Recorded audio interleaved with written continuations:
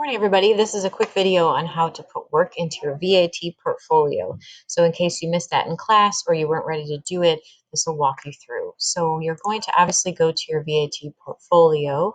Make sure I'm in the correct VAT folder here. There we go. So the way that I have the portfolio set up, there's a lot of information here at the top. And then we have a part one. So part one is the first half of the first half of the semester. Part two is the second half of the semester. The list after part one will be an ongoing list that we add to throughout the semester every time we add in a project that I need to see when I grade the portfolio. So that will be adjusted as we go. Always check my example portfolio to make sure you're on track. The next slide is a template. It's just an example of how you're going to set up your slide. So I would recommend that you right click and make a duplicate slide here, or I believe you can also do that in File. Make a copy of the selected slide, whatever works best for you, so that you have an extra one that you can work on. So then you always have the template there for yourself, or you can make just a blank fresh one if you want. You're obviously going to change the title to the title of the piece.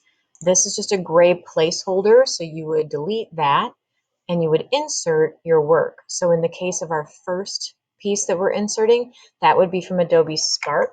When you're in Adobe Spark, you have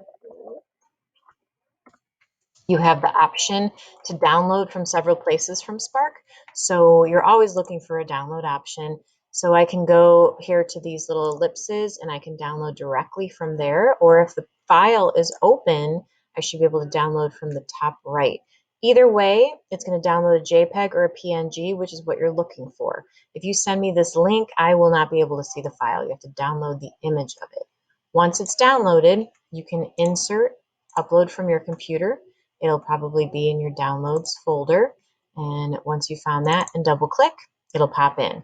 I'm going to ask you, I know you are trying to be good and you want to make this as big as possible. Whenever you stretch an image in your portfolio, please do not do this because that ruins the piece. So anytime you stretch it always from a corner, it's okay if it's that small. I want it to be the right, it's called constraint or proportion. So please don't stretch from the side. Reflection will be different for every project. So I'm going to prompt you for that in class, or this is my example portfolio that I'm working in right now. If you go into my example portfolio, I will always have those prompts. So in this case, I'm asking you to write about each of your pictures and why you chose it to represent you. I'm asking you to tell me how you use unity and how you use emphasis. You can write as much or as little as you want. You can change the typeface. You can change the size. You can move the slide around, set it up any way that you think looks good. So that is how we're going to be turning in work.